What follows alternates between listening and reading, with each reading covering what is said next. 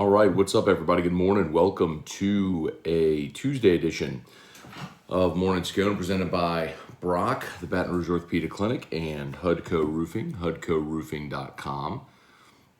Hope y'all are having a great start to your day. An eventful day yesterday, as we had an awful lot to talk about.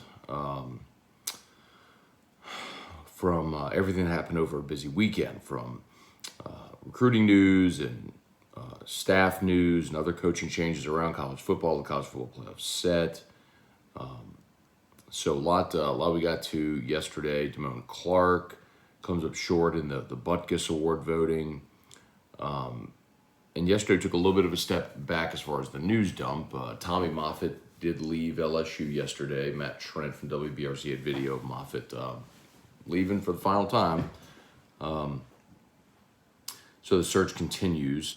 No staff hires just yet for Brian Kelly that have been named. No, they're eagerly pushing in that direction. And a lot of reports that Jeff Lebby is from Ole Miss is going to become Clemson's offensive coordinator, Brent Venables. And I was told for some people at Ole Miss yesterday that he's already recruiting for Oklahoma. Like, even though that's not been formally announced by Oklahoma, that he's already recruiting for them. So it would appear as though he's off the board for LSU. So maybe they zero in on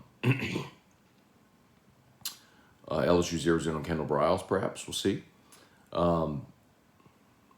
And you know, the coaching carousel always causes some shakeups in recruiting, and it affected Oklahoma and actually benefited A&M. I don't know if y'all saw this, but his big five-star defensive tackle flipped from Oklahoma to Texas A&M after Lincoln Riley left. So, Brian Kelly's talked about, protecting home base, right? Making sure you get to that early signing period, and getting all those guys that are committed to sign. That's really, really the big push right now. So, all right, let's say some good mornings. I have written right there in the description. And it's got to be a short show, y'all. My apologies for that, but it's already 7:40. I got a little late start, but 7:43, and I'm going to have to get Drew up in about 10 minutes. So I'm just going to blow and go for whatever y'all have. The description there, Deontay Harris suspended 3 games. He will begin serving his 3-game suspension this week. So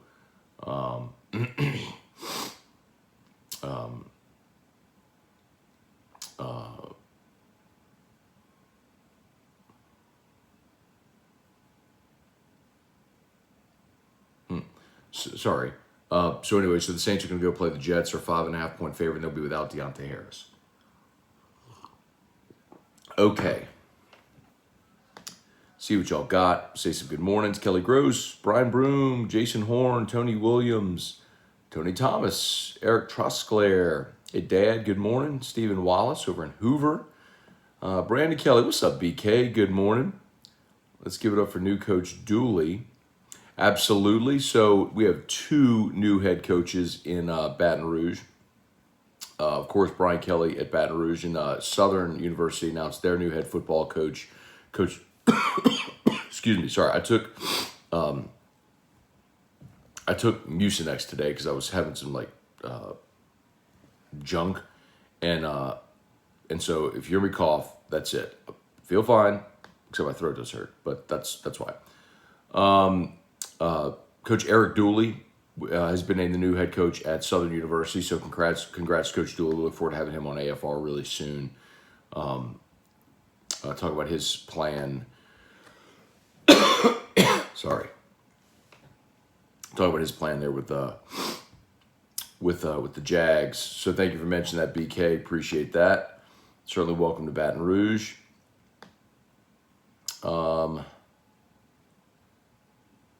Charlie Cavell, Jerry DeLucky, Craig Dugas, 25th, no respect.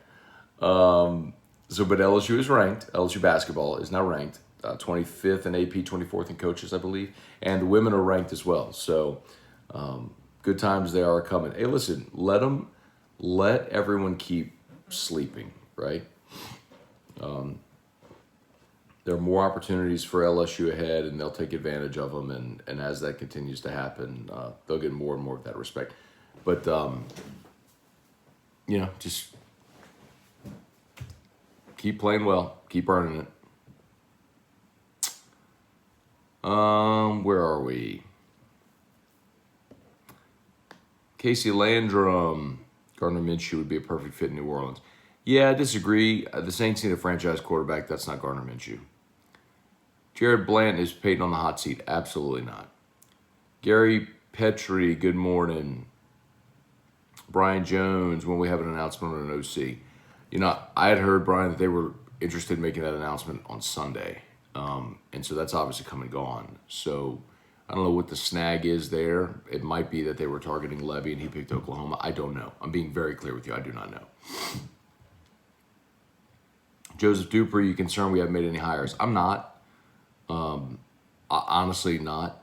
I think Brian Kelly would have brought some of his staff with him, but with Marcus Freeman being retained, that basically opened the door for a lot of those guys to stay in South Bend, and a lot of them made that decision. So that's okay. It just means Brian Kelly had to hit the reset button on some of the things that he was thinking. So that's okay. Again, the key is, and Shea Dixon talked about this yesterday, and it was a great point. The key is get the guys that are currently committed to sign on Wednesday, right, for the early signing period. That's the biggest key you got. Get the guys you already got in the boat to stay in the boat, and then get your staff done, and you can focus on February for the rest of your class, for transfers and all that sort of stuff. It's going to be a different type of class, y'all. The first signing class for every coach at a new place is always down. It's just the nature of it. Les Miles' first year in 05, that first signing class in 05 had like 13 signees in it. I'm telling you, it's always down that first year. But Brian Kelly, the onus is just go hit that transfer portal to supplement. Let's see. Reagan Lee, good morning. John Bro, Tony Williams, Tashawn Moore, Joe Brady was fired by Carolina. Yeah, so we talked about it yesterday on AFR. If you go to the AFR YouTube channel, you could see my video on my feelings on Brady's firing and what some people have said are the possibility of him coming back to LSU, which I do not want. Ricky Lambert, good morning. Mark, I've not heard about Brennan and Southern Miss. Confirmed. Ryan, Amanda Guidry, Caleb Bernard. Get Jim Leonard for the DC spot already. I'd be down with it. I am hearing Pete Golding as well, Caleb. Pete Golding's Alabama's defensive coordinator. He's from Hammond. And some people say, why would he leave Alabama? Well, it actually makes a lot of sense. You get him closer to home. LSU would pay him whatever. And then, he'd get away from Nick Saban, who's a tyrant. Tim Gautreau, rap in batches. Pat Huseman, Vol Navy. What's up there? Shout out to the Vols who are here today. Stuart Boudreau, Trivia Carter, Cliff Nelson, good morning. Joey Vincent, Spurge, good morning, good morning. Stephen Miller, good morning. What's the latest on the huge number of players that haven't played due to injury or what have you? Any word on how many will play during the bowl? Stephen, I actually think it might go the other way. There is sort of a mounting concern that opt-outs and potential academics could cause LSU to be even more shorthanded during the bowl game. Finals are this week, and that is going to be something that I think we really have to watch next week because remember, you have to pass all your classes to be academically eligible for the next semester. So if you have guys that don't pass all their classes,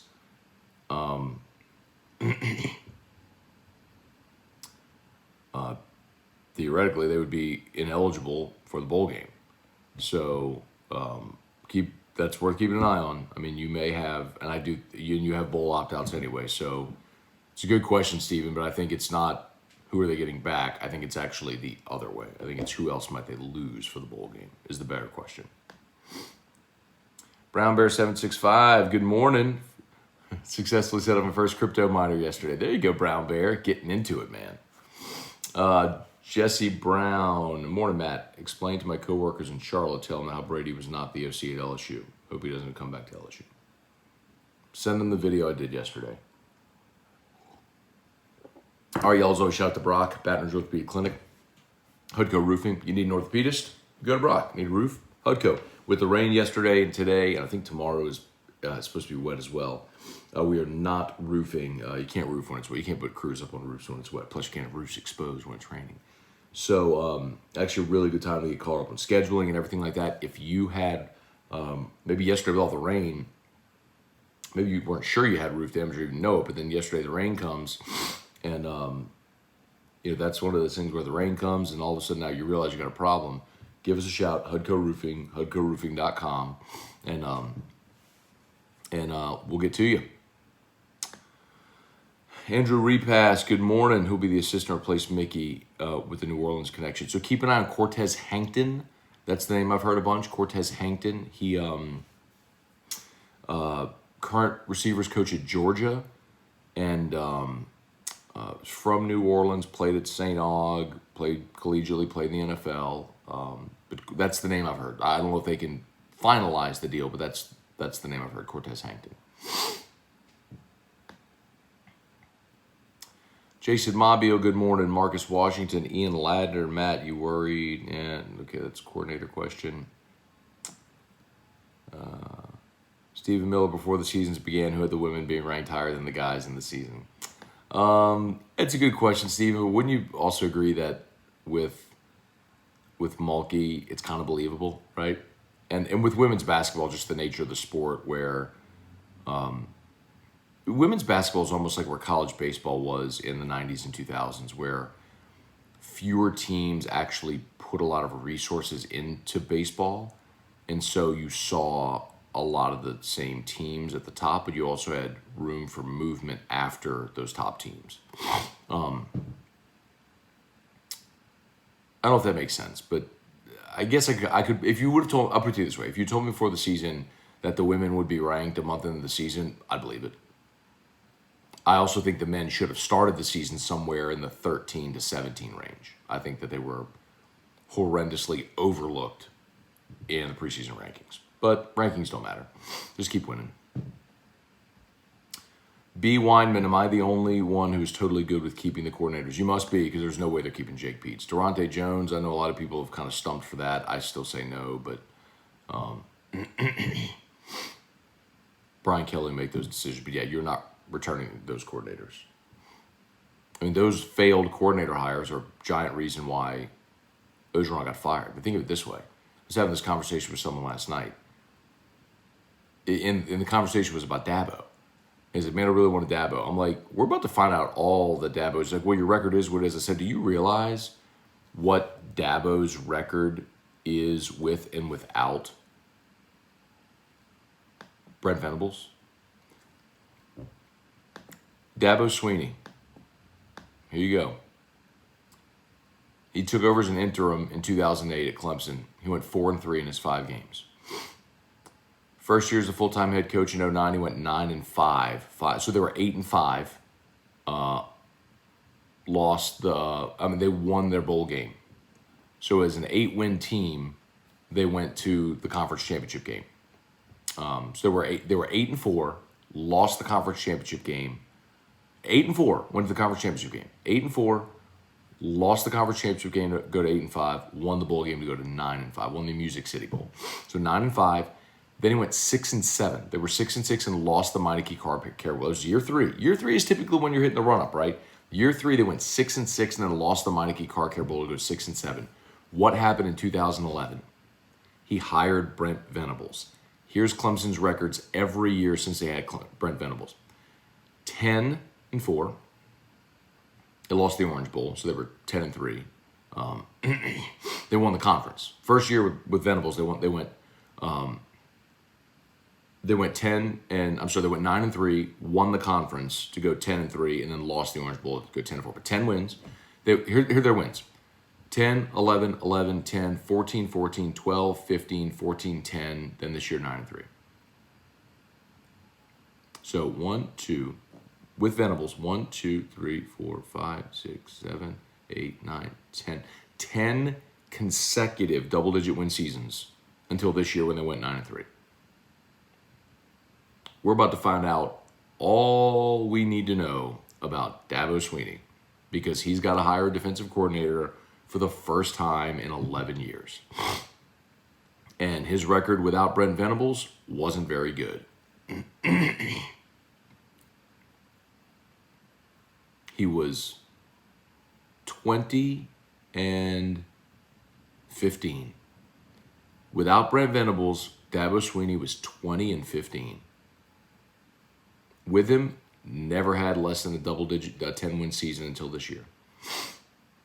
But find out all you need to know about Dabo. Point is, with the coordinators, you think Ed Ogeron's still the coach at LSU today if Dave Aranda doesn't leave?